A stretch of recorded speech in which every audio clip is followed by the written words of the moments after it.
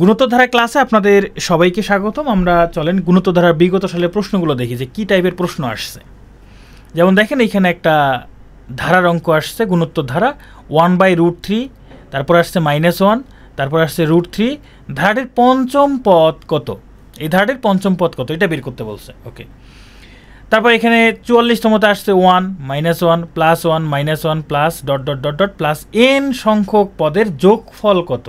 এটা 44-এ আসছে। এখানে আসছে 1/4, -1/6, +1/9, মাইনাস ... ধারাটির অসীম পদের সমষ্টি কত? এটা বের করতে বলছে। এটা 43-তে আসছে। 41-এ দেখেন এই যে 0.12, 0.0012, 0.000012 প্লাস ... ধারাটির অসীম পদের সমষ্টি কত? এটা 41-এ আসছে। হ্যাঁ, আজকে অসীমে যাব। তারপর দেখেন 39-এ দেখেন 45 এবং 39 সেম টাইপের কোশ্চেন আসছে। এখানে 1-এর জায়গায় শুধু 2, আর এখানে মাইনাস একটা করে মাইনাস দিছে, এই তো। বাকি সব কিন্তু সেম। 1/√2, 1, √2। ধারাটির কোন পদ 8√2? এটা বের করতে বলছে। এরপর 37তমতে একটি গুণোত্তর অনুক্রমের তৃতীয় পদটি 20, ষষ্ঠ পদটি 160 হলে প্রথম পদটি কত? আবার বলছে একটি গুণোত্তর অনুক্রমের দ্বিতীয় পদটি -48, পঞ্চম পদটি 3/4 হলে সাধারণ অনুপাত কত? এটা 35তমতে আসছে। তো যাই হোক, এই হলো গুণোত্তর ধারা নিয়ে প্রশ্ন। আমি গত ক্লাসে বলছিলাম যে ধারা থেকে একটা প্রশ্ন প্রত্যেকটা বিসিএসে থাকেই, সমান্তর ধারা থেকে অথবা গুণোত্তর ধারা থেকে, অথবা দুইটা থেকে দুইটা প্রশ্ন থাকতে পারে।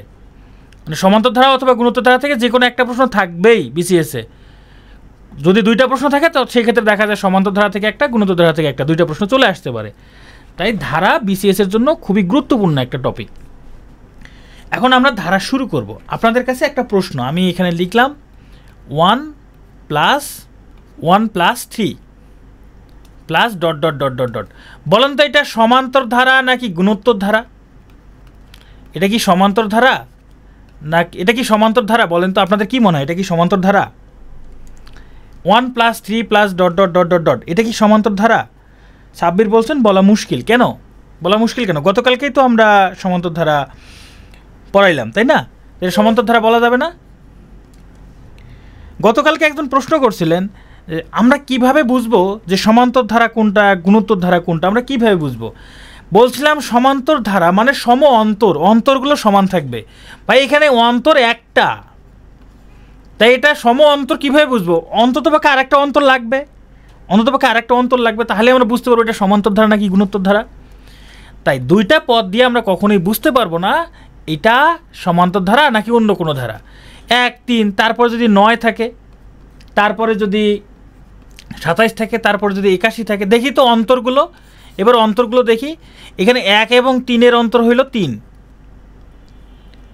3 এবং 9-এর অন্তর, আচ্ছা 1 এবং 3-এর অন্তর 2, 3 এবং 9-এর অন্তর 6, 9 এবং 27-এর অন্তর 18। অন্তরগুলো সমান নয়, তার মানে এটা সম অন্তর ধারা না, মানে সমান্তর ধারা নয়। তাহলে কি ধারা হইতে পারে? এইবার আমরা দেখব গুণ করে করে কিছু পাওয়া যায় কিনা।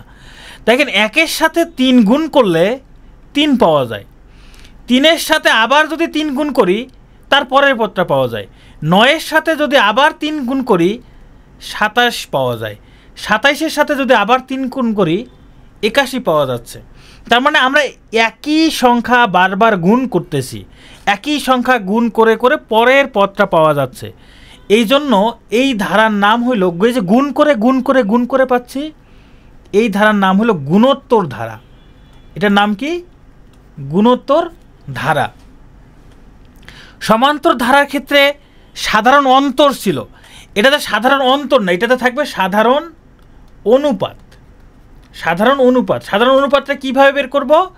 সবসময় দ্বিতীয় পদকে প্রথম পদ দ্বারা ভাগ।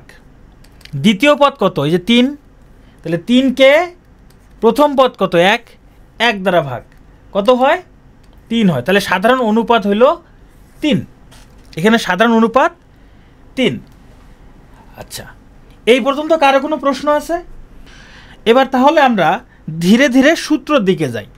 এই যে ধারাটা 1 যোগ 3 যোগ 9 যোগ 27 যোগ 81 যোগ, এরপরে হবে 243 যোগ dot dot dot dot dot. আচ্ছা এখানকার প্রথম পদটা কত? আচ্ছা আমরা সাধারণ অনুপাত তো বের করলাম তাই না একটু আগে, সাধারণ অনুপাত হলো 3। খেয়াল করেন প্রথম পদ কত? 1। দ্বিতীয় পদটা কত? দ্বিতীয় পদটা দেখেন 1-এর সাথে কত গুণ হয়েছে? 3 গুণ হয়েছে তাই না?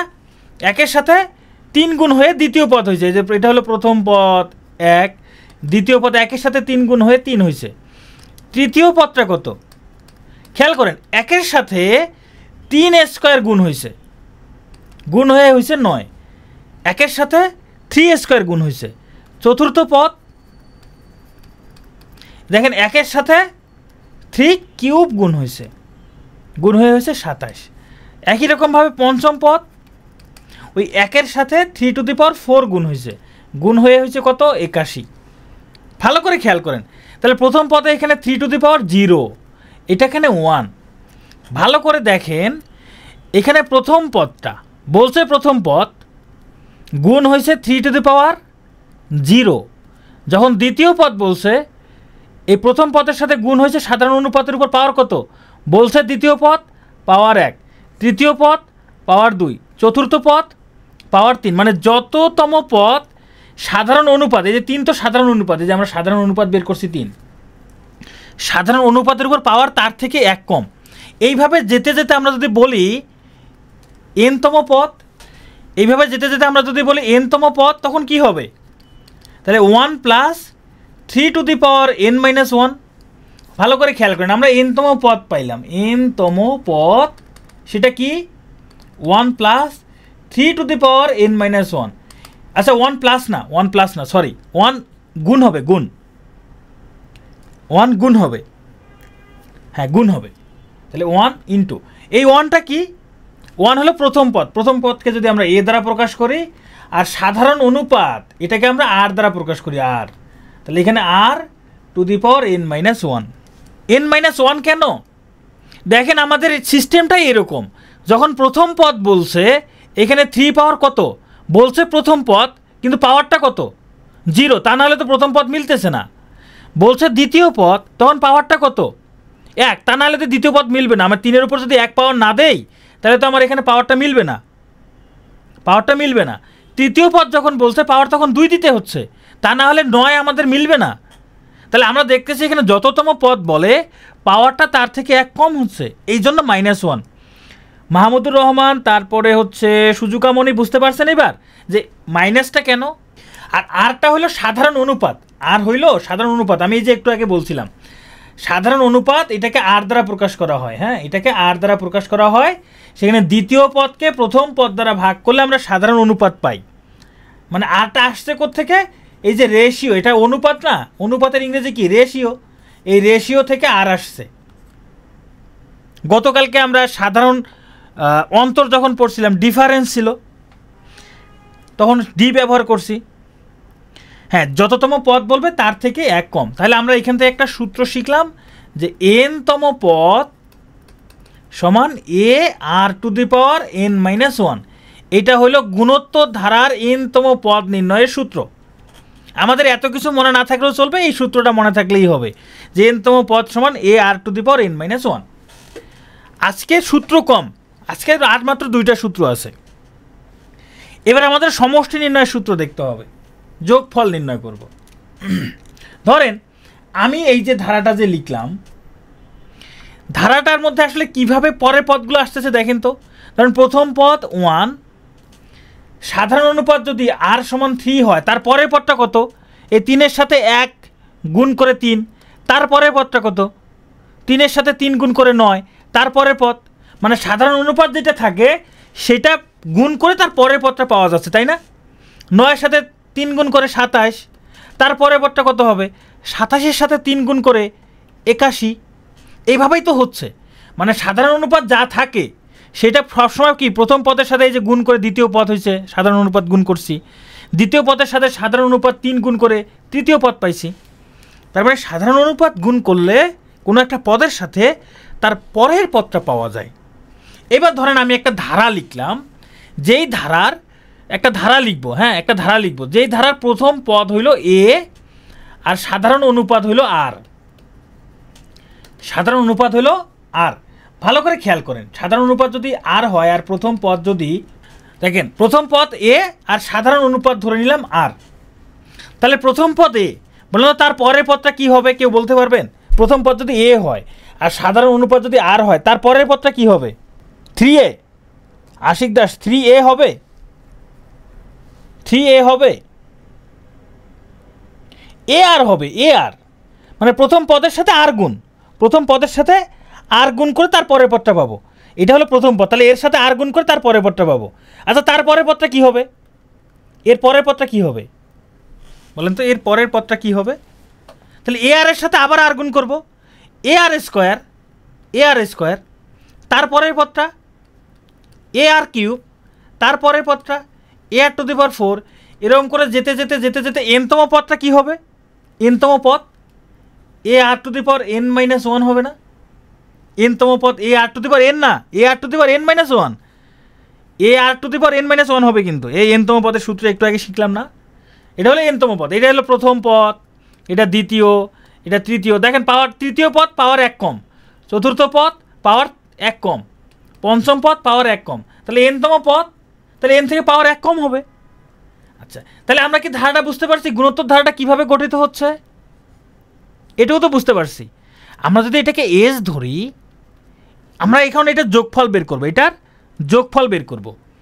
আমরা যদি এটাকে এস ধরি, এবার দেখেন তো আমরা যদি এসের সাথে একটা আর গুণ করে দেই, এসের সাথে যদি একটা আর গুণ করি, ধরলাম আর এস মানে সাধারণ অনুপাত গুণ করে দিলাম, তাহলে দেখেন আমরা এই প্রত্যেকটা পদের সাথে আবার অতিরিক্তভাবে আরেকটা আর গুণ করতেছি। ভাই কেন করতেছেন?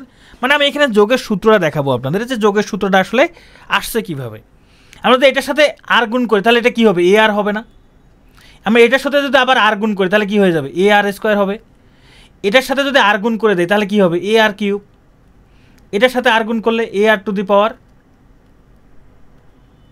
4 plus dot dot dot dot dot, এরকম করে যেতে যেতে যেতে যেতে এটার সাথে আর গুণ করলে তখন হয়ে যাবে এ r to the power N.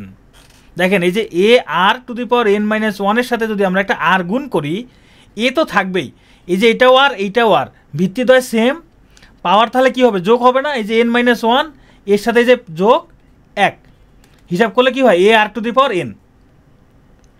হ্যাঁ মাল্টিপ্লাই কেন করলাম? আমরা সূত্রটা নিয়ে আসবো, সূত্রটা নিয়ে আসার জন্য মাল্টিপ্লাই করবো। ওই যে গতকালকে আমরা যখন সমান্তর ধারার সমষ্টি নির্ণয় করছিলাম, ওই যে 1 থেকে 100 পর্যন্ত এই পাশে এইভাবে লিখছি, আবার উল্টো পাশে লিখছি না 100 যোগ 99, এইটার যোগফল নির্ণয় করার জন্য আমাকে এইভাবে লিখতে হবে। এটা তো আর উল্টোভাবে লিখবো না, শুধু আর গুণ করে দিব, গুণ করে দিয়ে এবার দুইটা যদি বিয়োগ করি, আমরা যদি বিয়োগ করি, দেখেন বিয়োগ করবো, এই যে এটা বিয়োগ করবো, বিয়োগ করলে সবগুলো চিহ্নের পরিবর্তন হবে।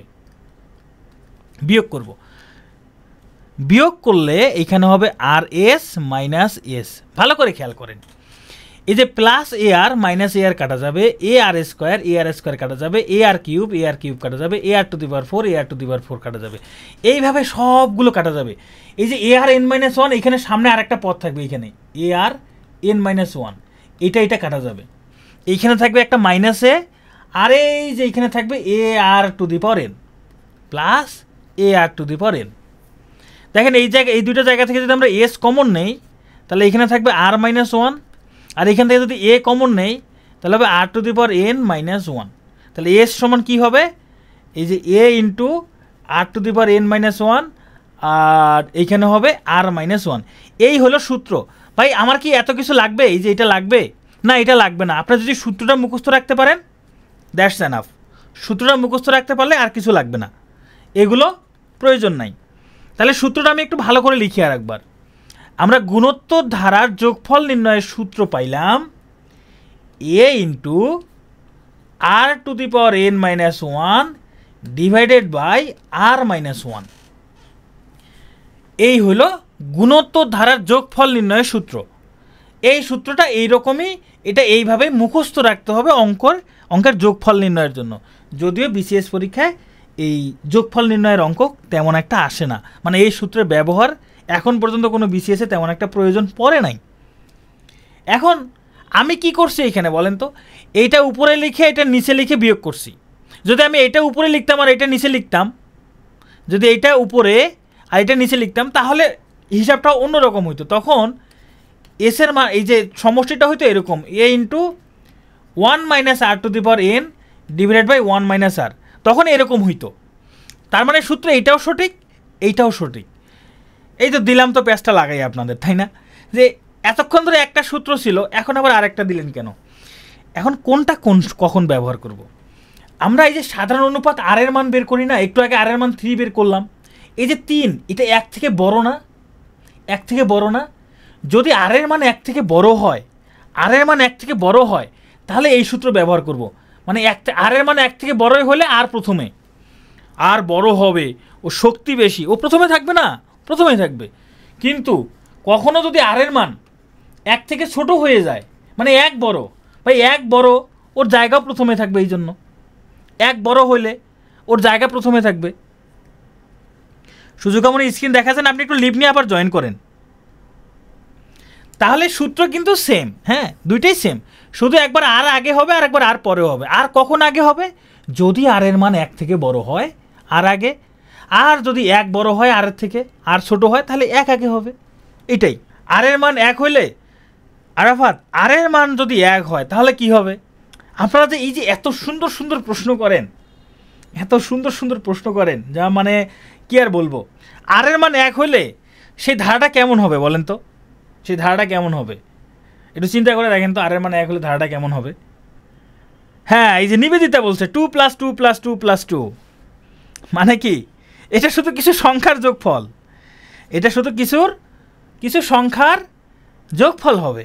রাইট, এই তো শিফাত বলছেন, দেখছেন? এই যে আপনারা প্রশ্ন করতেছেন, আপনারাই উত্তর দিচ্ছেন। সমান্তর ধারা? না না না, সমান্তর ধারা না। এখানে অন্তর সবগুলোর কি হবে? শূন্য হয়ে যাবে, এটা গুণোত্তর ধারা হবে না। শোনেন, আপনি একটা ধারা লিখলেন 2 + 2 + 2 + 2 + 2, ভাই এটার যোগফল কত? এটার যোগফল হবে 1 2 3 4 5 5 × 2। এটা ভাই এইসব, এটা তো ধারার প্রয়োজন নাই, তাই না? এটা তো ধারারই প্রয়োজন নাই। সাব্বির সুন্দর একটা নাম দিছে, শূন্যান্তর ধারা, না? শূন্যান্তর ধারা। ওকে, তাহলে আমরা দুইটা সূত্র শিখলাম। নাম্বার 1, n-তম পদ, গুণোত্তর ধারার n-তম পদ ar⁻n-1। দ্বিতীয়ত সমষ্টি, n-তম পদের সমষ্টি a × r⁻n1 r1। আমি এখানে মাইনাস দেই নাই, মানে কি? আর বড় হলে আর আগে হবে, 1 বড় হলে 1 আগে হবে। এটাকে ডিফারেন্স বলে আর কি, যেটা বড় হবে সেটা আগে হবে। দুইটা সূত্র শিখে ফেললাম। আর একটা সূত্র আছে, সেই সূত্রটা কি? আচ্ছা, সেই সূত্র শেখার আগে ধরেন আমি লিখলাম 2, তার উপর স্কোয়ার দিলে কত হয়? 4। 2 এর উপর যদি কিউব দেই কত হবে? 8। 2 এর উপর যদি 4 দেই 16। 2 এর উপর যদি ইনফিনিটি দেই, পাওয়ার যদি ইনফিনিটি দেই, এটার মানও ইনফিনিটি হবে, তাই না? আমি এখানে পাওয়ার যত বাড়াচ্ছি মান তত বাড়তেছে। ভালো একটা সংখ্যা রেখা দেখাই, দেখেন সংখ্যা রেখা। এটা হলো 0, এটা 2, তখন এটা 4, এটা হলো 8, এটা 16, এটা ইনফিনিটি। দেখেন আমি যখন 2 এর পাওয়ার 1 দিচ্ছি তখন 2 এর পাওয়ার যখন 3 দিচ্ছি, 2 দিচ্ছি, তখন 4, মানে এদিকে যাচ্ছে। যখন 3 দিচ্ছি 8, 4 দিলে 16। তাহলে আমি যত পাওয়ার বাড়াচ্ছি এর মান তত কোন দিকে যাচ্ছে? অসীমের দিকে যাচ্ছে। পাওয়ার যত বাড়তেছে মান তত অসীমের দিকে যাচ্ছে। সাব্বির, এটা প্র্যাকটিক্যালি দেখেন, আপনি মান যত বাড়াচ্ছেন, পাওয়ার যত বাড়াচ্ছেন, মানগুলো সবসময় কি সংখ্যা রেখার অসীমের দিকে যাচ্ছেন। বাড়াইতে একটা সময় যখন পাওয়ারটাই অসীম হয়ে যাবে, এর মানটাও অসীম হয়ে যাচ্ছে, হ্যাঁ ওই দিকে যাচ্ছে। এবার আসেন, ধরেন আমি এখানে এবার পাওয়ার দিলাম, ধরেন 1/2 লিখলাম, এর উপরে পাওয়ার দিলাম 1, এর মান কত? 0.5। 1/2 এর উপর যদি পাওয়ার 2 দেই তখন কত হবে? তখন হবে 0.25। 1/2 এর উপর যদি পাওয়ার 3 দেই তখন কত হবে? 3 দিলে হবে 0.125। 1/2 এর উপর ধরেন পাওয়ার আমি দিলাম, ধরেন 8 দিলাম, আচ্ছা 4 দিলাম, 4 দিলে হবে 0.0625। আমি যদি 1/2 এর উপর পাওয়ার 8 দেই তখন 0.003, এরপর আরও কিছু আসবে। আমি যদি 1/2 এর উপর পাওয়ার 16 দেই তখন এর মান 0.0000 সামথিং কিছু একটা আসবে।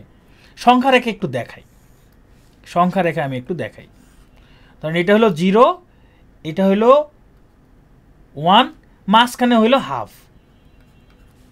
হ্যাঁ দেখেন, আমি যখন পাওয়ার 1 দিছি তখন এটা আসছে এইখানে, যখন পাওয়ার 2 দিছি তখন এটা আসছে এইখানে, যখন পাওয়ার 3 দিচ্ছি এটা আরও এইখানে আসছে, যখন 4 দিচ্ছি আরও এদিকে সরে আসতেছে।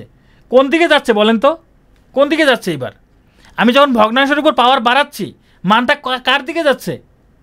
শূন্যর দিকে যাচ্ছে। আমি যত পাওয়ার বাড়াচ্ছি তত শূন্যের কাছে যাচ্ছে, যত পাওয়ার বাড়াচ্ছি তত শূন্যের কাছে যাচ্ছে। আমি পাওয়ার বাড়াইতে আমি একটা বার দিলাম পাওয়ার 100, তাহলে মান কত হবে? 0.00000 এরকম করে যেতে যেতে যেতে যেতে একদম জিরোর কাছাকাছি গিয়ে ধরেন এরকম হইলো, এরকম সামথিং কিছু একটা হইলো। আমি 1/2 এর উপর যদি পাওয়ারটা ইনফিনিটি দিয়ে দেই তখন এর মান জিরোই হয়ে যাবে, তখন এর মান কী হয়ে যাবে? জিরোই হয়ে যাবে, জিরো হয়ে যাবে। যখন আমি একদম এই 1/2 এর উপর ইনফিনিটি পাওয়ার দেব তখন এটা একদম জিরোতে চলে আসে, এইখানে থেমে যাবে। তার মানে আমি এখান থেকে বুঝতে পারলাম কি? বুঝতে পারলাম একটা ভগ্নাংশের উপর, প্রকৃত ভগ্নাংশ হইতে হবে। আবার প্রকৃত ভগ্নাংশ মানে কি উপরের সংখ্যা ছোট নিচের সংখ্যা বড়, তা নাহলে কিন্তু আবার হবে না। এরকম ভগ্নাংশের উপর পাওয়ার যদি ইনফিনিটি হয় এর মান হয়ে যায় জিরো। পাওয়ার যদি ইনফিনিটি হয় এর মান হয়ে যাবে কত? জিরো। এবার আসেন তাহলে আমি একটা ধারা লিখি আপনাদের জন্য। আমি একটা ধারা লিখলাম, ধরেন 1/2 plus 1/2 square plus 1/2 cube plus 1/2 two the power 4 plus dot dot dot dot dot dot dot plus infinity. হ্যাঁ, এই ধারার অসীম পদের যোগফল নির্ণয় করতে বলছে। এইখানে আর কত বলেন তো? আর এর মান কত? এই যে দ্বিতীয় পদ ভাগ প্রথম পদ, মনে রাখতে হবে দ্বিতীয় পদকে প্রথম পদ দ্বারা ভাগ করতে হবে। এটা হবে 1/4 ইন্টু 2/1, হিসাব করলে 1/2। তাহলে সমষ্টি নির্ণয়ের সূত্রটা কি ছিল আমাদের? এখানে প্রথম পদ হইল a সমান হাফ। সমষ্টি নির্ণয়ের সূত্র ছিল a ইন্টু, এখানে যেহেতু আর এর মান 1 থেকে ছোট, তাহলে 1 আগে হবে, 1 মাইনাস কী হবে? R to the power n divided by 1 minus r. আমরা কতগুলো পদের যোগফল নির্ণয় করব? অসীম পদের, মানে এস ইনফিনিটি। এবার মান বসাই দেব। এর মান কত? হাফ। 1 মাইনাস আর এর মান কত? হাফ দিয়ে তার উপরে পাওয়ার হবে ইনফিনিটি, তাই না? এখানে 1 মাইনাস আর এর মান হাফ বসাই দিলাম। খেয়াল করে দেখেন, এখানে আমি হিসাব করব না, আমি শুধু সূত্র বের করব, হিসাব করব না। 1/2 ইন্টু 1 মাইনাস, বলেন তো এই যে হাফের উপর যে পাওয়ার ইনফিনিটি দিছি এর মান কত? 1/2 এর উপর যে পাওয়ার ইনফিনিটি দিলাম এর মান কত? 0 না?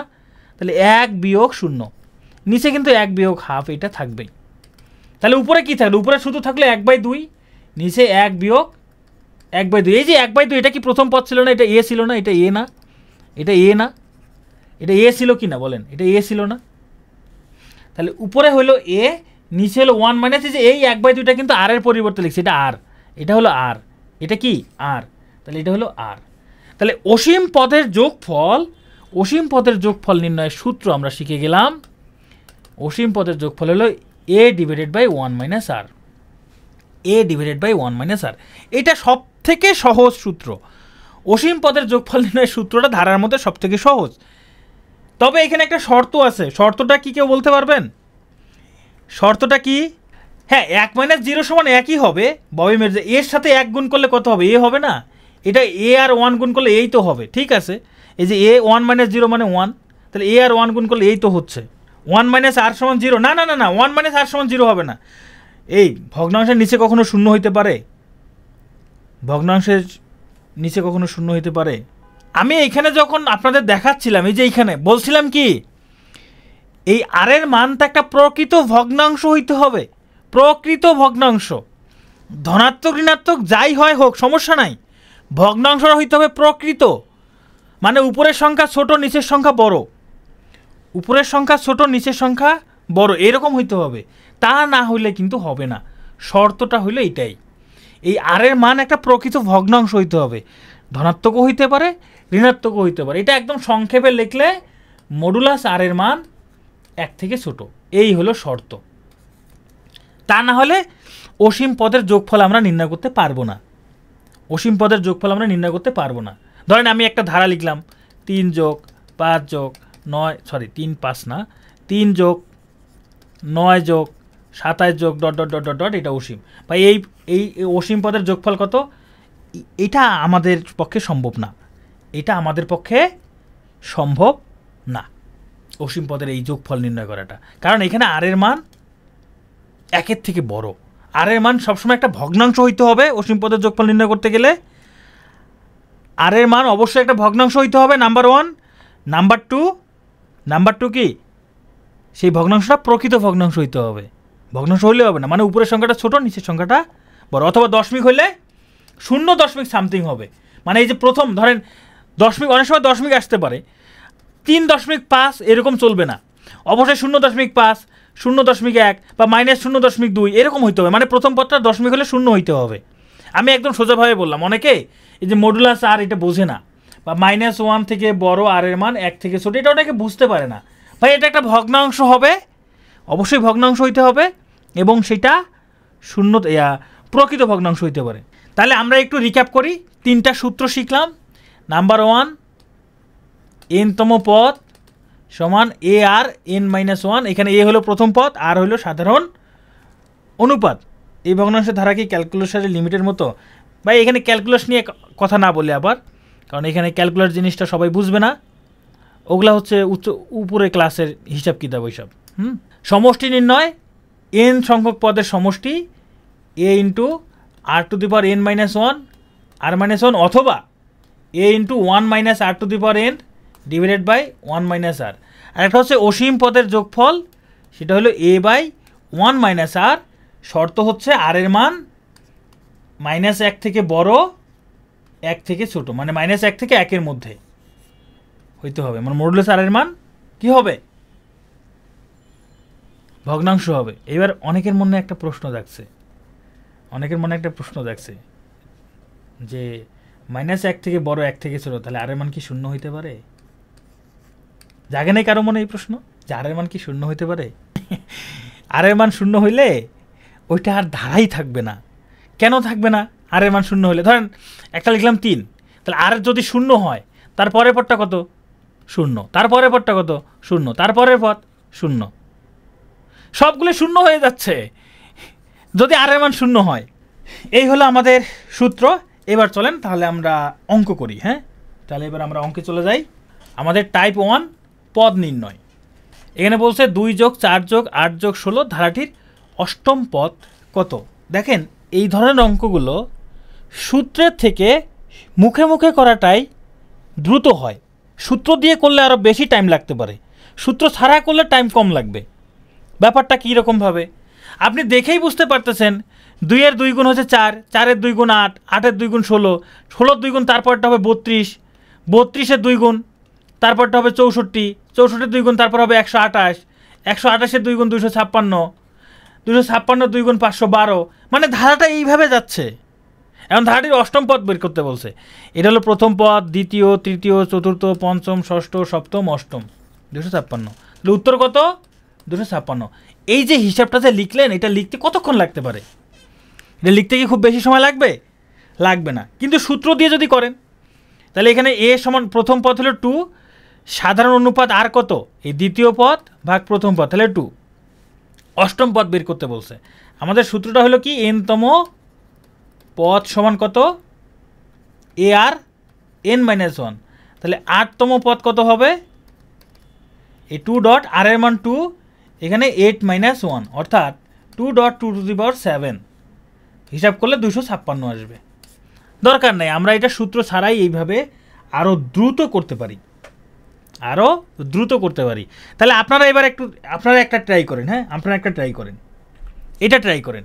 1/2 + 1/4 + 1/8 + 1/16 ধারাটির ষষ্ঠ পদ কত? সবাই একটু দ্রুত ট্রাই করেন। আর দেখি আপনারা কে কে বিছানায় শুয়ে শুয়ে বা ঘুমাচ্ছেন। ক্লাসের মধ্যে 100% মনোযোগ থাকতে হবে। যদি মনোযোগ না থাকে আপনি ক্লাস থেকে লিভ নিতে পারেন, তাতে অসুবিধা নাই। কারণ আপনি এখানে লিভ নিলে আমরা কেউ দেখতেও পারবো না, জানতেও পারবো না। কিন্তু ক্লাসে ঢুকে অযথা আপনার নিজেরও সময় নষ্ট করতেছেন, এখানে সংখ্যা বাড়ানোর কোনো মানে হয় না।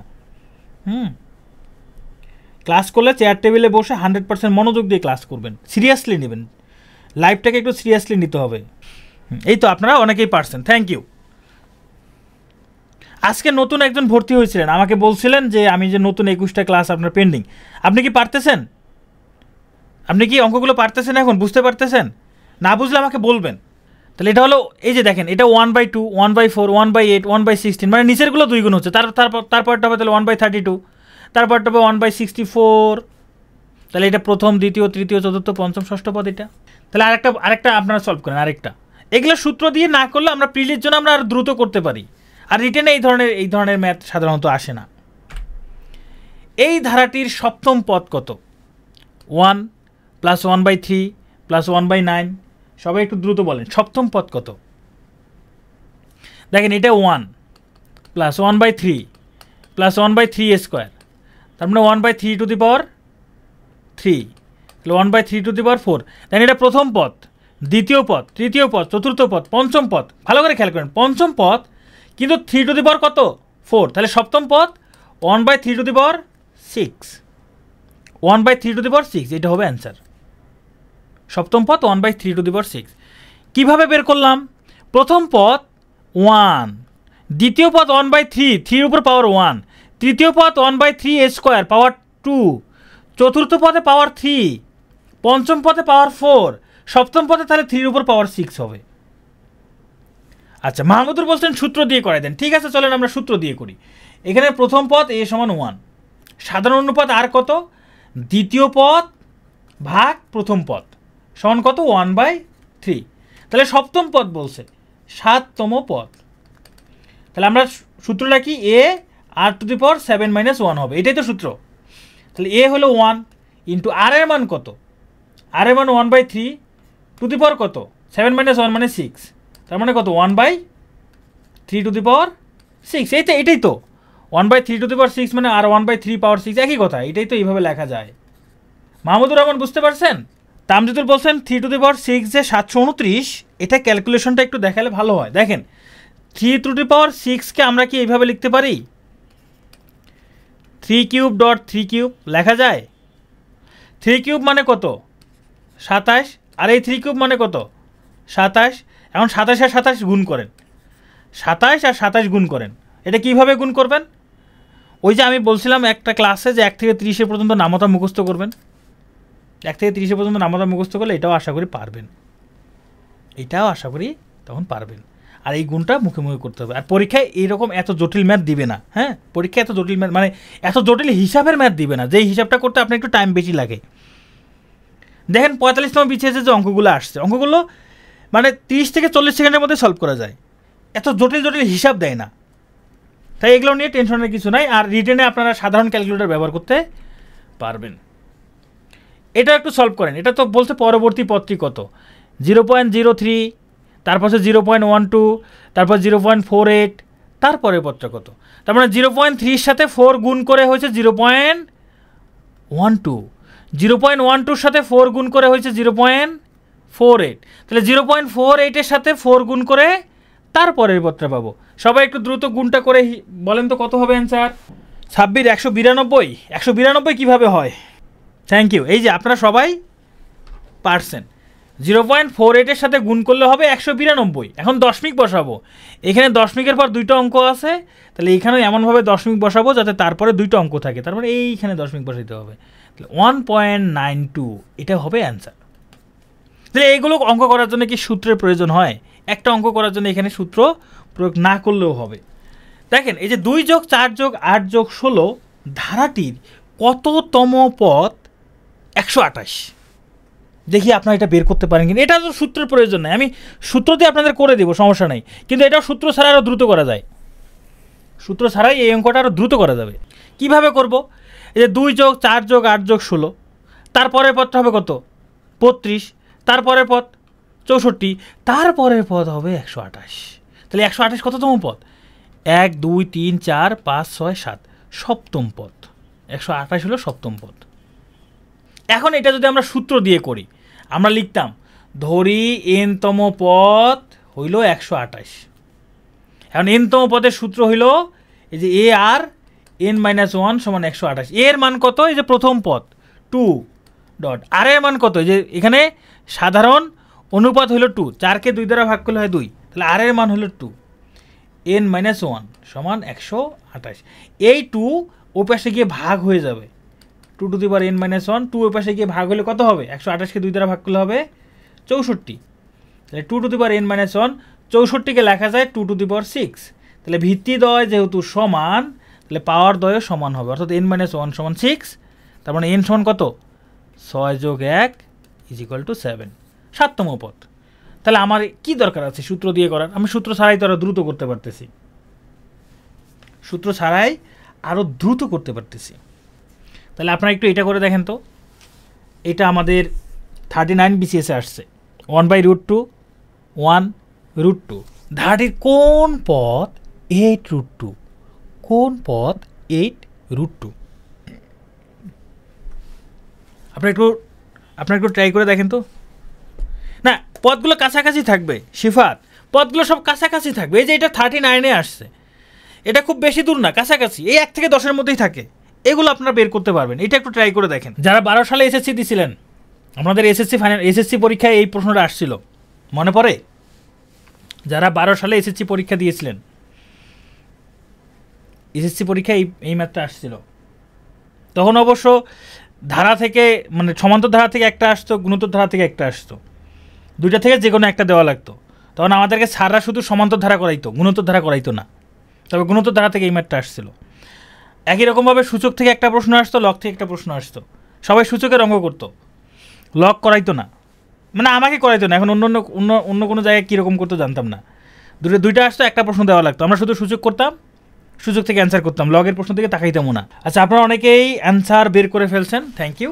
এটা একটু কঠিন আছে, যারা বের করে ফেলছেন আপনাদেরকে অসংখ্য ধন্যবাদ। তাহলে চলেন আমরা একটু দেখি এটা কীভাবে বের করব, সূত্র ছাড়া কীভাবে বের করব। সূত্র দিয়েও আমি বের করে দেখাবো, অসুবিধা নেই। এখানে হলো 1/√2। তাহলে এই যে 1/√2 থেকে তার পরের পদটা যে 1 হয়েছে, এটা কীভাবে হইল? নিশ্চয়ই এটার সাথে √2 গুণ হয়েছে। দেখেন এই যে 1/√2-র সাথে যদি √2 গুণ করি, এই √2 কাটা যায়, তখন হয় 1। তার মানে এটার সাথে √2 গুণ করে তার পরের পদটা আসছে। এইটুকু কি বুঝতে পারছেন? সামিরা ইসমাইল বুঝতে পারছেন এইটুকু? যে 1/√2-র সাথে √2 গুণ করে তার পরের পদটা 1 আসছে। তার পরের পদটা কীভাবে আসছে? তার পরের পদ কত? √2। তার মানে এই 1-এর সাথে √2 গুণ করে তার পরের পদ আসছে, তার পরের পদ √2 আসছে। তাহলে আমরা এখান থেকে কি বুঝতেছি? প্রতিবার √2 গুণ করে করে পরের পদটা আসতেছে, প্রতিবার √2 গুণ করে করে পরের পদটা আসতেছে। নাজমা আক্তার বলছে মাল্টিপ্লাই কেন? এটা গুণোত্তর ধারায় ক্লাস করতেছে নাজমা, আমরা গুণোত্তর ধারায় ক্লাস করতেছি। এখানে সবই গুণের খেলা, সবগুলোই গুণ করতে হয়, সবগুলোই মাল্টিপ্লাই করতে হয়। আপনি শুরু থেকে আসেন না নাজমা আক্তার? আপনি শুরু থেকে আসেন না? এই যে এই অঙ্কটা যে করলাম, এই যে 2 এর সাথে 2 গুণ করে 4, 4-এর সাথে 2 গুণ করে 8, 8-এর সাথে 2 গুণ করে 16, 16-এর সাথে 2 গুণ করে 32, 2 গুণ করে হয়েছে। এটাও সেম, এটাও সেম। তাহলে এইটার সাথে √2 গুণ করে তার পরের পদটা পাওয়া গেছে। তাহলে এর পরের পদটা কী হবে? নিশ্চয়ই এই √2 এর সাথে যদি একটা √2 গুণ করি, তার পরের পদটা পাবো 2। তার মানে তার পরের পদটা হলো 2। 2 এর সাথে আবার, মানে এটার সাথে যদি আবার √2 গুণ করি, তার পরের পদটা পাবো 2√2, তার পরের পদটা পাবো 2√2। এখানে দেখেন, এখানে কিন্তু একটা কমন একটা প্যাটার্ন আছে, এখানে একটা কমন প্যাটার্ন আছে, ভালো করে খেয়াল করেন। প্রথমে একটা রুটযুক্ত সংখ্যা, তারপর একটা পূর্ণ সংখ্যা, তারপর আবার একটা রুটযুক্ত সংখ্যা, তারপর একটা পূর্ণ সংখ্যা। নিশ্চয়ই তার পরের সংখ্যাটা একটা পূর্ণ সংখ্যা হবে। দেখেন তো, এই যে 1-এর 2 গুণ করলে কত হয়? 2। তাহলে 2-এর 2 গুণ করলে তার পরের পদটা হবে 4।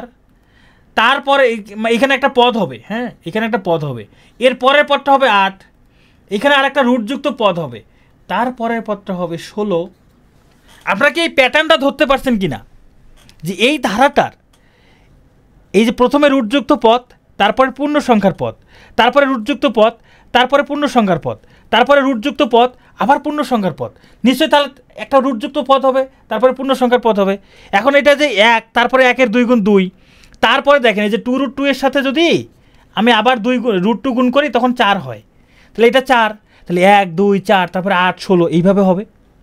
এবার তাহলে খেয়াল করেন, আপনি যদি পূর্ণ সংখ্যাগুলো লিখতে পারেন, পূর্ণ সংখ্যাগুলো যখন লিখে ফেলছেন, পূর্ণ সংখ্যার পরের পদটা কী হবে? খুবই ইজি।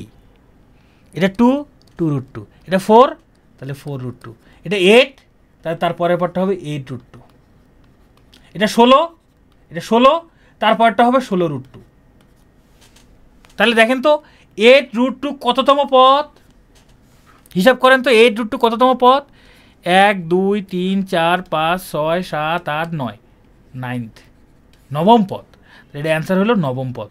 এটা হলো নবম পদ। একটু কঠিন লাগলো না? অঙ্কটা একটু এরকমই। এবার চলেন এটা আমরা একটু আপনাদেরকে সূত্র দিয়ে করে দেই। হ্যাঁ, সূত্র দিয়ে করা যাবে, সূত্র দিয়ে অবশ্যই করা যাবে, কেন যাবে না? হ্যাঁ, সূত্র দিয়ে আমি আপনাদেরকে করাই দিব এক্ষুনি। এখানে প্রথম পদটা কত? 1/√2। সাধারণ অনুপাত কত? দ্বিতীয় পদ ভাগ প্রথম পদ, হিসাব করলে √2 হয়। তাহলে এই 8√2কে যদি আমরা n-তম পদ ধরি, n-তম পদ সমান 8√2, n-তম পদকে আমরা লিখতে পারি ar⁴n-1 সমান 8√2। এর মান কত? 1/√2, এর মান হলো 1/√2 ডট। আর এর মান কত? শুধু √2, তার উপরে n-1 সমান কত? 8√2। এই যে এই √2 ভাগ আছে না, এটা এই পাশে এসে গুণ হয়ে যাবে। এটা যদি এই পাশে এসে গুণ হয়ে যায় তাহলে কি হয় দেখেন, তাহলে এই পাশে থাকবে, দেখেন এই যে √2 মানে কত? 2 এর উপরে পাওয়ার হাফ। এই যে ব্র্যাকেটের এইটুকুর মধ্যে এই যে এইটুকু দেখেন, √2 মানে পাওয়ার হাফ, তার উপরে পাওয়ার আছে n-1 সমান এই √2 আর এই 8√2 গুণ হবে, এই যে 8√2 ইন্টু √2, এই যে এই √2, এই যে এই পাশে, এই যে এই নিচের √2টা এক পাশ থেকে আরেক পাশে এসে ভাগ ছিল, এটা এই পাশে এসে গুণ হইল।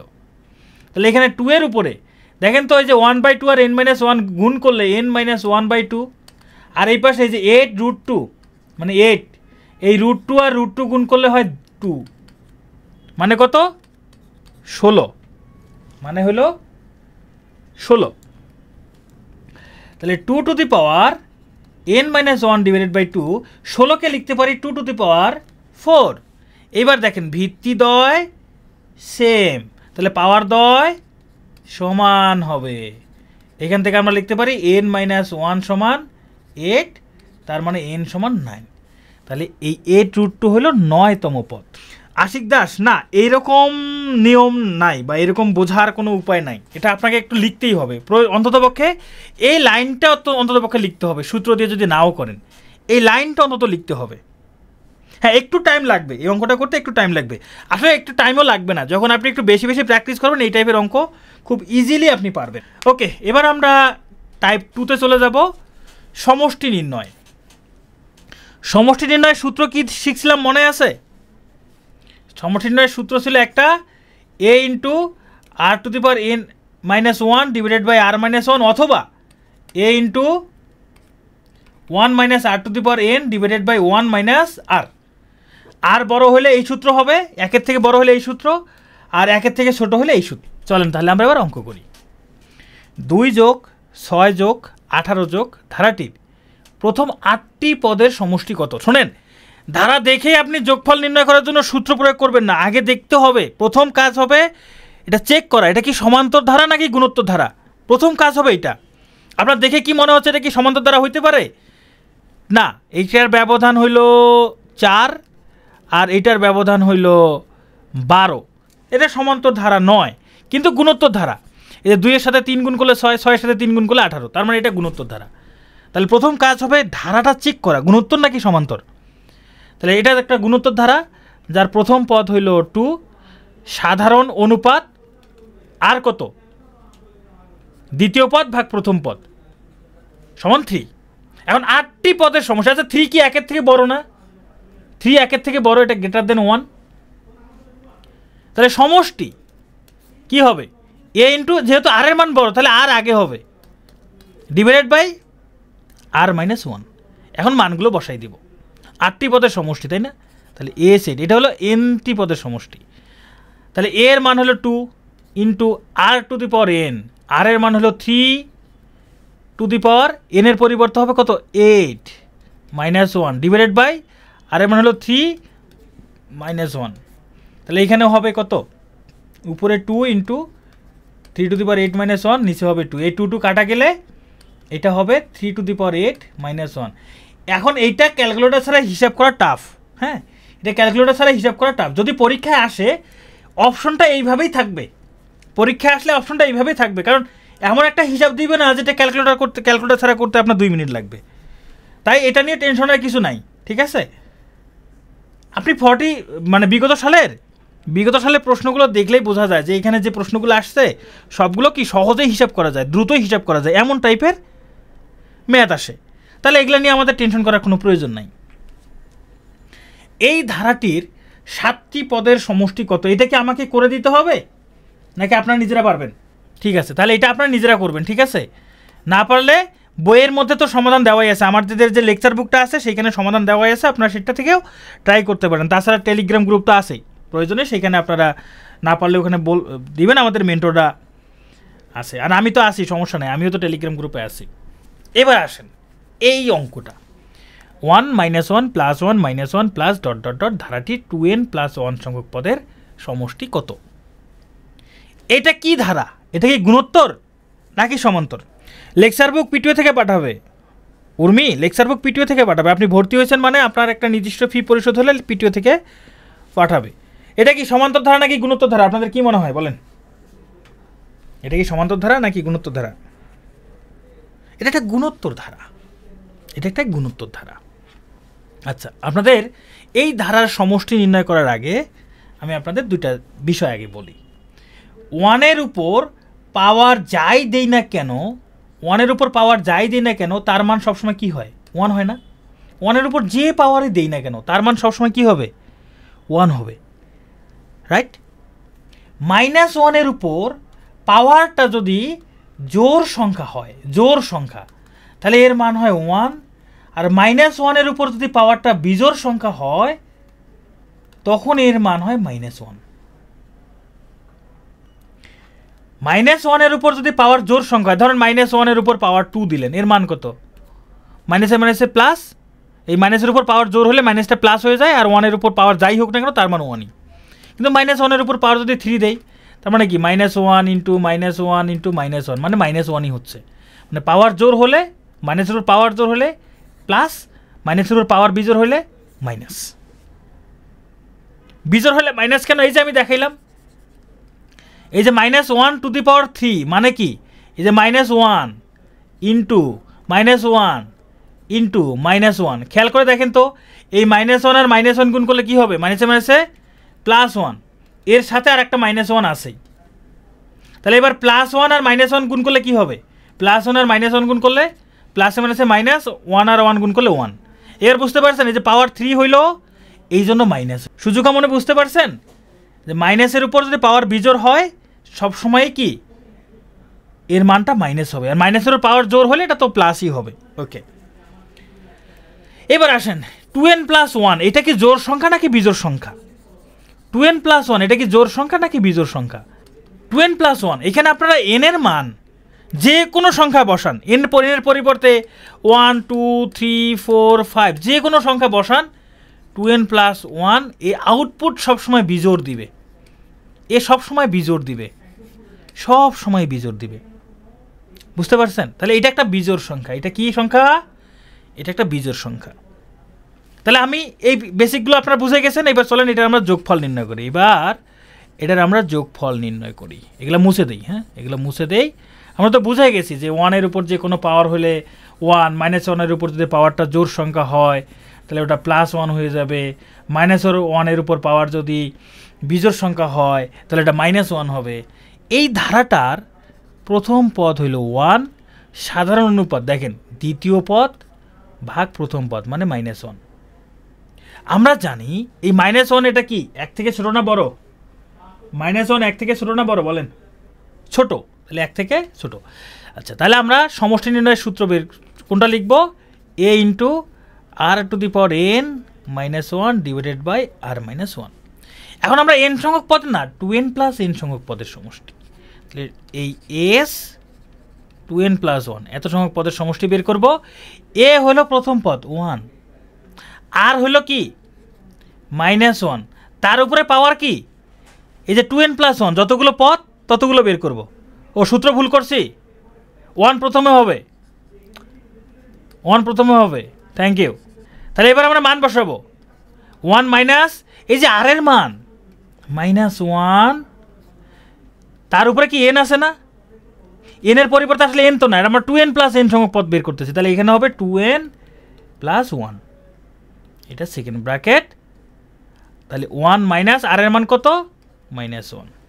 এখন বলেন তো -1 এর উপর যদি পাওয়ার 2n প্লাস 1 হয়, এটা একটা বিজোড় সংখ্যা, আর আমরা জানি 1 এর উপর মাইনাসের উপর যদি বিজোড় সংখ্যা থাকে সেটা মাইনাসই হবে, আর 1 এর উপর পাওয়ার যাই হোক না কেন সেটা 1ই হবে। তাহলে এই যে এইটুকুর এই যে -1 তার উপরে 2n প্লাস 1 পুরোটার মান হলো -1, পুরোটার মান কত? -1। আচ্ছা, তাহলে এখানে আমরা লিখতে পারি 1 মাইনাস দিয়ে এটা পুরোটার মান কত? -1, নিচে 1, হ্যাঁ নিচে কত 1 মাইনাসে মাইনাসে প্লাস 1, তাহলে উপরে কি হবে? এই যে 1 মাইনাসে মাইনাসে 1, এই মাইনাস আর এই মাইনাসে মিলে প্লাস 1 ডিভাইডেড বাই 1 প্লাস 1, অর্থাৎ 2/2 মানে কত? 1। তাহলে এটার যোগফল হইল কত? 1। যোগফল কত? 1। এখন আপনাদের মাথাটা ঘুরে গেল তাই না? মাথাটা ঘুরে গেছে। এখন আমরা আসলে এই অঙ্কটা এইভাবে করব না, এই অঙ্কটা এইভাবে করব না, এটা আমরা বুদ্ধি খাটাবো, আমরা একটু বুদ্ধি খাটাবো। কিভাবে বুদ্ধি খাটাবো একটু খেয়াল করে দেখেন। আমরা জানি এটা হলো বিজোড় সংখ্যা, এটা তো বুঝতে পারছি এটা একটা বিজোড় সংখ্যা তাই না? এটা একটা বিজোড় সংখ্যা, এটা একটা বিজোড় সংখ্যা। দেখেন তো এই যে ধারাটা 1 -1 প্লাস 1 -1 প্লাস 1 -1 প্লাস 1 -1 প্লাস 1 -1, এই যে ধারাটা, আমি যদি এখানকার দুইটা পদ নেই, দুইটা পদ, এই দুইটা পদ নিলাম, তাহলে যোগ করলে কত হবে? দুইটা পদের যোগফল কত হবে? 1 -1 0। আমি যদি তিনটা পদ নেই, তিনটা পদ, তাহলে কত হয়? 1 -1 প্লাস 1, তখন হয় 1। আমি যদি চারটে পদ নেই, চারটা পদ সংখ্যা যদি 4 হয়, তাহলে 1 -1 প্লাস 1 -1, তখন যোগফল হয় 0। আমি যদি পদ 5টা নেই, পাঁচটা পদ নিলাম, তাহলে 1 -1 প্লাস 1 -1 প্লাস 1, তখন যোগফল হয় 1। 6টা পদ নিলে 0, 7টা পদ নিলে 1। তার মানে বিজোড় সংখ্যক পদ নিলে যোগফল সবসময় 1 হচ্ছে। বিজোড় সংখ্যক পদের যোগফল 1, জোড় সংখ্যক পদের যোগফল 0। বিজোড় সংখ্যক পদের যোগফল 1, জোড় সংখ্যক পদের যোগফল 0। যেহেতু 2n প্লাস 1 একটা বিজোড় সংখ্যা, তাহলে এই ধারার যোগফল হবে 1। যদি বলতো 2n প্লাস 2 সংখ্যক পদের যোগফল কত, তখন হয়তো 1, সরি তখন হয়তো 0, তখন হয়তো 0। তাহলে কি আমাদের এটা সূত্র দিয়ে অঙ্ক করার প্রয়োজন আছে? সূত্র ছাড়াই এখন করতে পারবো না, খালি দেখবো জোর না বিজোড়, জোর না বিজোড়। যদি জোর হয় 0, বিজোড় হইলে এখানে যে সংখ্যা থাকবে সেটাই। তাহলে এবার আপনাদের জন্য একটা প্রশ্ন, আপনাদের জন্য একটা প্রশ্ন, বলেন তো এটার অ্যান্সার কত? 2 - 2 প্লাস 2 -2 প্লাস ... ধারাটি 2n প্লাস 2 সংখ্যক পদের সমষ্টি কত? হ্যাঁ, যদি এরকম পদগুলো সেম থাকে, একটা প্লাস একটা মাইনাস এবং পদগুলো সেম থাকে, তখন এইটা এই ফর্মুলাটা ব্যবহার হবে। জোড় সংখ্যক পদ হইলে 0, বিজোড় সংখ্যক পদ হলে এইখানে যে পদ থাকবে সেটা, এইখানে যে পদ থাকবে সেটাই হবে অ্যান্সার। এই যে আপনারা পারছেন, থ্যাংক ইউ। আচ্ছা, গ্রুপে একজন প্রশ্ন দেখাইলেন, একটা প্রশ্ন দিয়েছিলেন, আকিব ভাই আমাকে দেখাইলো, তাই আমি বললাম এটা আমি ক্লাসে আলোচনা করব। প্রশ্নটা মানে এরকম ছিল 1 -1 প্লাস 1 -1 প্লাস 1 -1 প্লাস ... এটা হচ্ছে 1201 সংখ্যক পদের যোগফল কত বলেন তো, কত হবে? কত হবে? 1201 সংখ্যক পদের যোগফল কত হবে? হ্যাঁ, এটা বিজোড় হলে 2 হবে। এটা কি এখন এটা এই যে একজন গ্রুপে প্রশ্ন করছিলেন, আপনার প্রশ্নের উত্তর পেয়ে গেছেন। তাহলে এটার 1201 একটা বিজোড় সংখ্যা, আর আমরা জানি বিজোড় সংখ্যক পদের যোগফল এখানে 1 আছে, তাহলে 1। আচ্ছা, এটা যদি বিজোড় সংখ্যার পদের কথা বলতো, অর্থাৎ 2n প্লাস 2 1 সংখ্যক পদের যোগফল বলতো, তখন কিন্তু 1 হইতো না, আবার তখন কিন্তু 2 হবে। তখন কিন্তু 2 সাদমান করছিলেন, ওকে, তখন কিন্তু কি হবে? 2 হবে। কারণ বিজোড় বললে এইখানে যে সংখ্যাটা থাকবে সেটাই অ্যান্সার, সবসময় 1 কিন্তু না। বিজোড় বললে এইখানে যে অ্যান্সার থাকবে সেটাই। 2 কেন? 2 কেন? এখানকার 3টা পদ নিয়ে দেখেন তো, 3টা পদের যোগফল কত হয়? যে 2 - 2 + 2 যোগ করলে কত হবে বলেন তো? সুজুকামণি বলেন, এই 3টা পদের যোগফল কত হবে? 1 হবে না 2 হবে? 2 হচ্ছে। তার মানে বিজোড় সংখ্যক পদ হইলে তাহলে 2 হবে। মানে এই বিজোড় সংখ্যক বললে এইখানে যে পদ থাকবে সেটাই। ধরেন আমি একটা ধারা লিখলাম এইরকম, আমি একটা ধারা লিখলাম a - a plus a minus a plus a minus a ধারাটির 101 সংখ্যক পদের যোগফল কত বলেন? সুযোগামণি বলেন তো কত হবে? 101 সংখ্যক পদের যোগফল কত হবে? কত হবে? a - a plus a minus a plus a minus a চলছে 2a। এই রবিন 2a কে বলছে? এটা ইমন বলছেন 2a। হাই হাই, 2a কই পেলেন? এখানে যেটা আছে সেটাই এ হবে, এ হবে, 2a না, শুধু এ। ওকে, আমরা যদি এইসব বুঝতে পারি, আজকের আমাদের আর একটা ইম্পর্টেন্ট টাইপ। আচ্ছা, এই অঙ্কটা এখন আমাকে করে দিতে হবে। এটা অবশ্য একটা বিসিএসে আসছিল। 2n + 2 বিজোড়, 2n + 2, এখানে n এর মান বসান। n এর মান 1 বসায় দেখেন তো কত হয়। n এর মান যদি 1 বসান, 1 বসালে 4 হবে, 2 বসালে 6 হবে, 3 বসালে 8 হবে। মানে n এর মান যাই বসান না কেন, আউটপুট সবসময় কি জোড় সংখ্যা দিচ্ছে। মিনহাজুল বুঝতে পারছেন? এই যে 2n + 2a, এখানে n এর মান, n এর পরিবর্তে যে কোনো সংখ্যা বসাইলে আউটপুট সবসময় কি দিচ্ছে? জোড় সংখ্যা দিচ্ছে। এখন এই অঙ্কের অ্যান্সার কত বলেন? 1 - 1 + 1 - 1 প্লাস ... ধারার n সংখ্যক পদের সমষ্টি কত বলেন তো? এটা 0 না 1 হবে? 0 নাকি 1? 0 নাকি 1? এটার অ্যান্সার আমরা জানি না। 0 হতে পারে, 1ও হইতে পারে। n যে জোড় নাকি বিজোড় সেটা বলে নাই। যদি বলতো n জোড় তাহলে বলতাম 0, যদি বলতো n বিজোড় তাহলে বলতাম 1। কিন্তু এখানে তো বলছে n জোড় বা বিজোড়, এরকম কিছুই বলে নাই। তাহলে কিছুই যদি না বলে, তাহলে ওই যে আমরা সূত্র প্রয়োগ করে সমষ্টি নির্ণয় করব, a = 1, সাধারণ অনুপাত r = -1। তাহলে সমষ্টিটা কি? a × 1 - r⁴n divided by 1 - r। তাহলে এখন n সংখ্যক পদের যোগফল, এখানে মান বসাই দেন। a এর মান হলো 1 × 1 - r এর মান কত? -1⁴n। হ্যাঁ, নিচে 1 - এনে কত হবে? -1। এটা হিসাব করলে উপরে হবে 1 - এই -1⁴n, নিচে হবে 2। এইটাই অ্যান্সার, এইটাই। এই পর্যন্তই বিসিএস এটা আসছিল, এবং বিসিএসে অপশনটা এইভাবেই ছিল। বিসিএসে অপশন এইভাবেই ছিল, কারণ এটা তো আর মান বের করা সম্ভব না। এখানে n এর কথা বলছে, এটা সম্ভব না। ওকে, অসীম পদের সমষ্টি সূত্রটা হলো a/1 - r। এই সূত্র দিয়ে এখন আমরা অঙ্ক করব। চলেন আমরা এখন দেখি।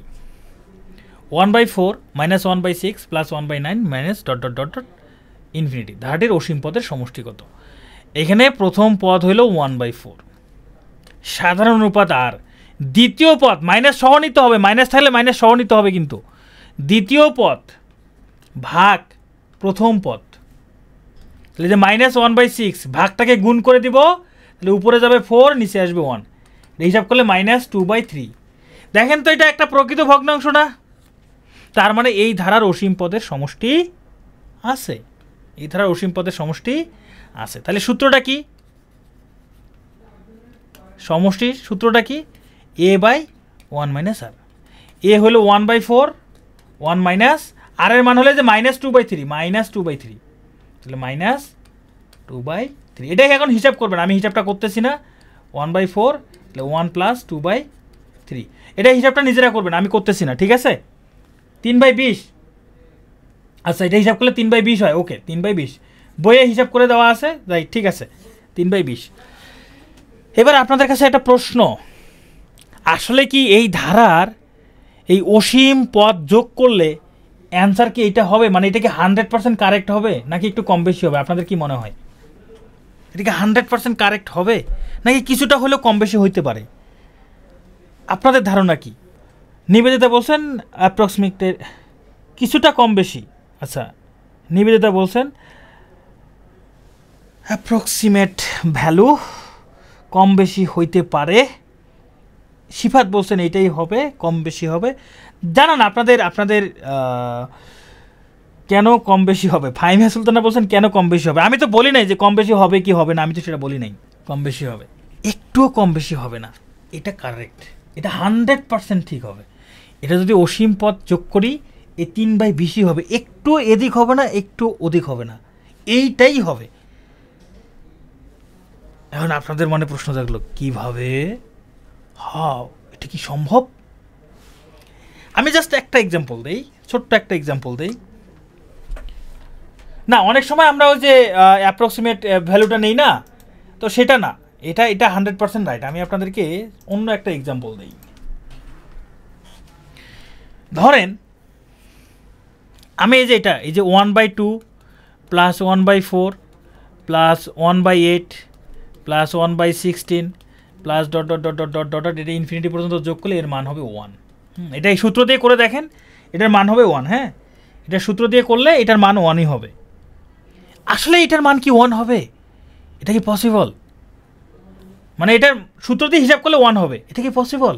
100% পসিবল। এটা কিভাবে, মানে কিভাবে আপনি চিন্তা করবেন? ধরেন আপনার কাছে একটা পিৎজা আছে, প্রথমে 2 ভাগ করছেন, এই হলো 2 ভাগ, 2 ভাগের 1 ভাগ। তারপরে 4 ভাগের 1 ভাগ নিছেন, এই হলো 4 ভাগের 1 ভাগ। তারপরে 8 ভাগের 1 ভাগ নিছেন, এই হলো 8 ভাগের 1 ভাগ। তারপরে 16টা ভাগ করছেন, মানে 16টা ভাগ করছেন, 16টা ভাগ করে তার 1 ভাগ। তারপরে 32টা ভাগ করবেন, তারপরে 64টা ভাগ করবেন, 64 ভাগ করে করবেন, এইভাবে অসীম বার ভাগ করবেন। আচ্ছা এই যে এতবার ভাগ করতেছেন, পিৎজা কয়টা? পিৎজা কয়টা বলেন? পিৎজা কয়টা? পিৎজা একটাই।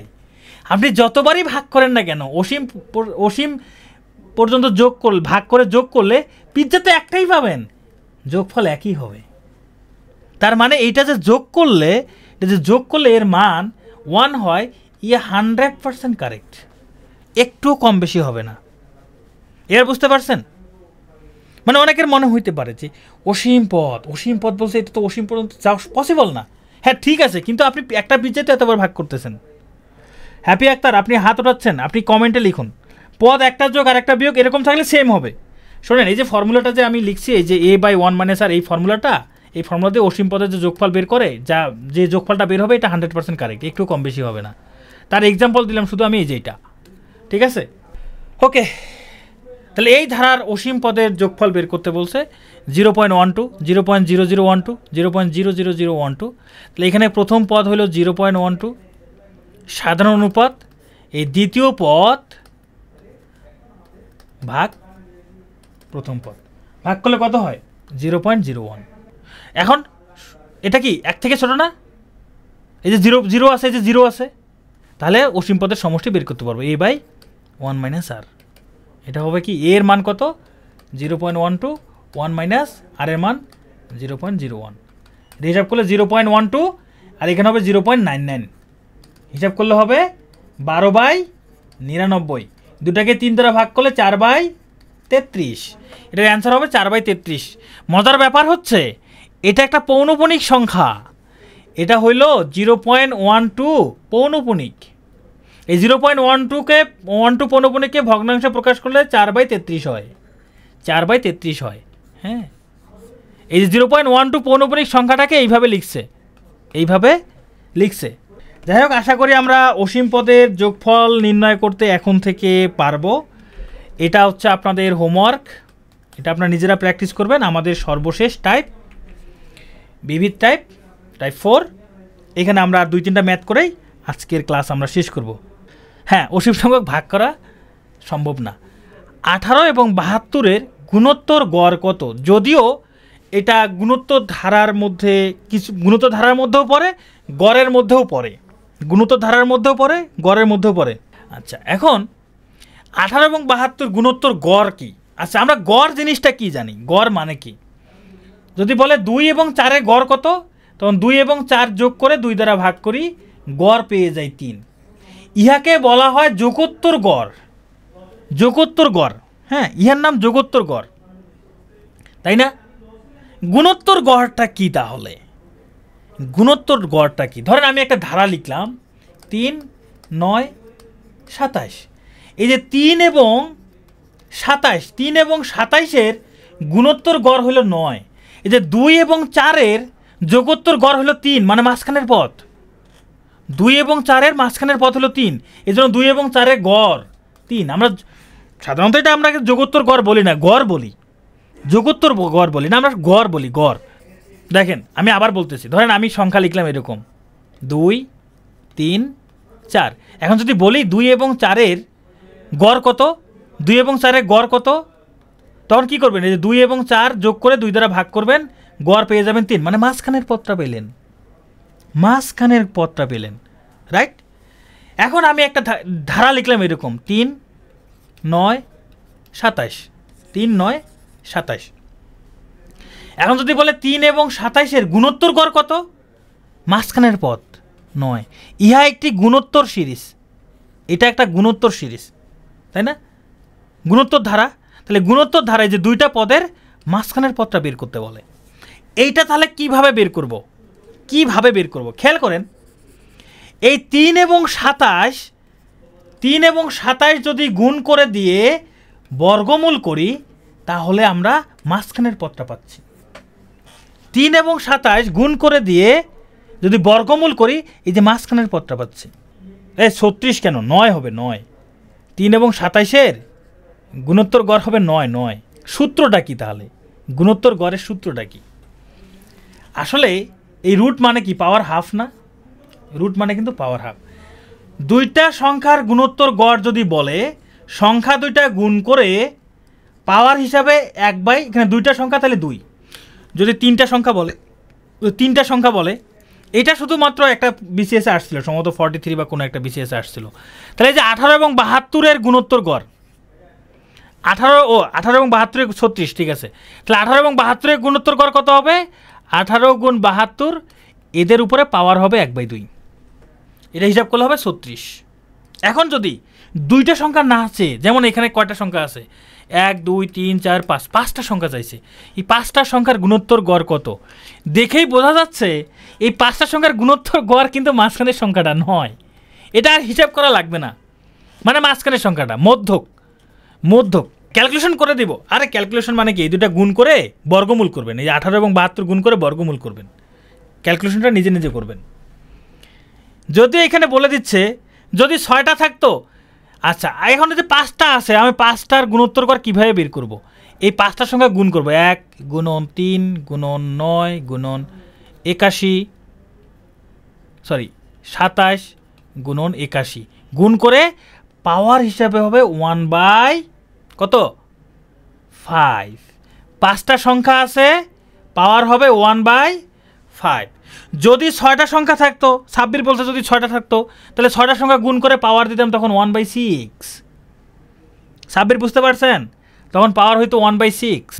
তাহলে এটাই হলো গুণোত্তর গড় নির্ণয়ের সূত্র। যদিও গুণোত্তর গড় আমাদের এসএসসি বলেন, এইচএসসি বলেন, কোনো সিলেবাসে নাই। এটা অনার্সে যারা হচ্ছে, অনার্সে গিয়ে অনেকেই ফান্ডামেন্টাল অফ ম্যাথমেটিক্স যারা পড়ে, বা ফান্ডামেন্টাল অফ ম্যাথমেটিক্স অনার্সে যেই সাবজেক্টটা থাকে, সেইখানে এই যে আপনার অ্যারিথমেটিক সিরিজ না, ওটা হচ্ছে মধ্যক। Arithmetic means, geometric means, harmonic means, মানে হারমোনিক মধ্যক। গড় মানেই কিন্তু মধ্যক, মাঝখানের পথ। হ্যাঁ, গড় মানেই কিন্তু এক ধরনের মধ্যক। এটার ক্যালকুলেশন, ভাই এটা ক্যালকুলেশন করার দরকারই নাই।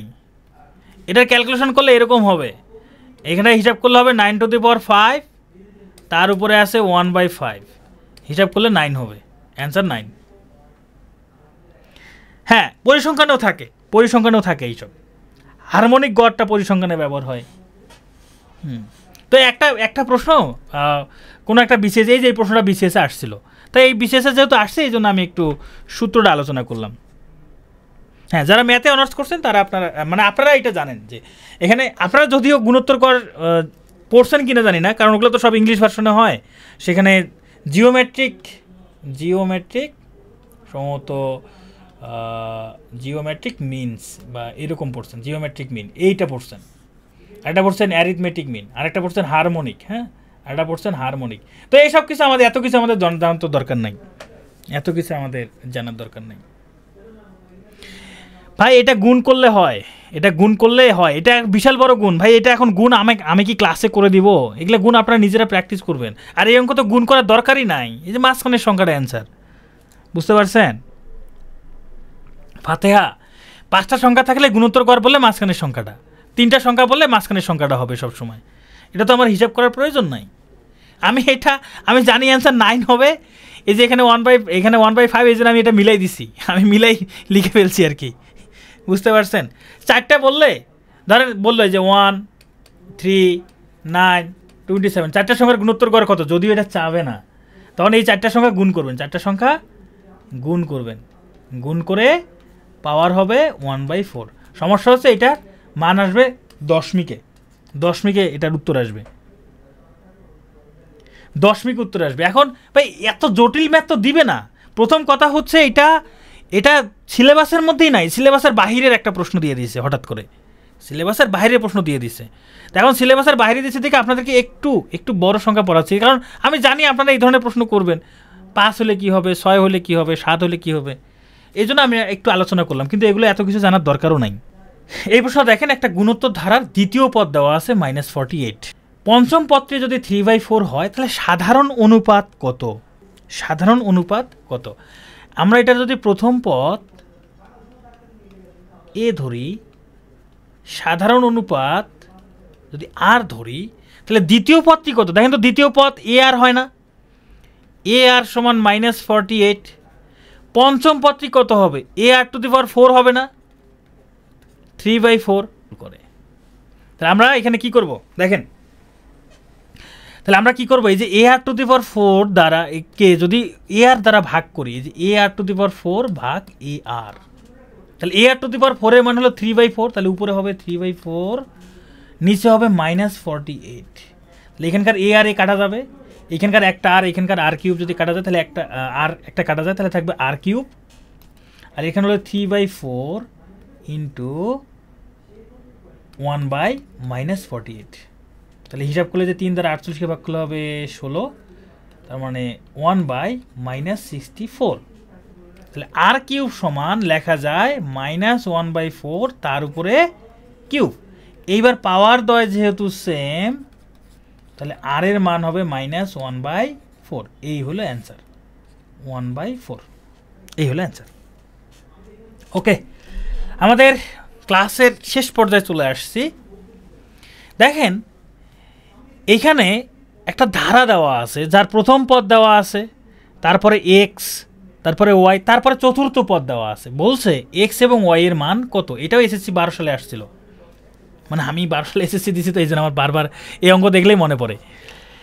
তার প্রথম পদ এ সমান 5, সাধারণ অনুপাত দেওয়া নাই, সাধারণ অনুপাত বেরও করতে পারতেছি না, তবে চতুর্থ পদ দেওয়া আছে। চতুর্থ পদ ar³ সমান 135। দেখেন আগের অঙ্কর মতোই এখানে আমরা খুব সহজেই আর এর মান বের করতে পারি। এই যে ar³ যদি এ দ্বারা ভাগ করি, অর্থাৎ 135কে যদি 5 দ্বারা ভাগ করি, এ আর এ কাটা যাবে, এখান থেকে আমরা লিখতে পারি r³ সমান 5 দুগুণে 10, 3 5 5 7 35। তার মানে r³ সমান 3³, অর্থাৎ r সমান 3। r সমান যদি 3 হয়, প্রথম পদ যদি 5 হয়, যে 5, তারপরের পদটা কি হবে? 5 এর 3 গুণ 15, তারপরের পদ 15 3 গুণ 45, আমরা তো এইভাবে ধারা শিখে আসছি। তার মানে এইটা হলো দ্বিতীয় পদ, দ্বিতীয় পদ বলছে এক্স, তার মানে এক্স সমান 15, ওয়াই সমান তাহলে কত হবে 45, তাহলে এক্স এবং ওয়াই এর মান আমরা পেয়ে গেলাম। একদম অনুরূপভাবে এই ম্যাথটা আপনাদের হোমওয়ার্ক হিসাবে থাকবে। Thank you.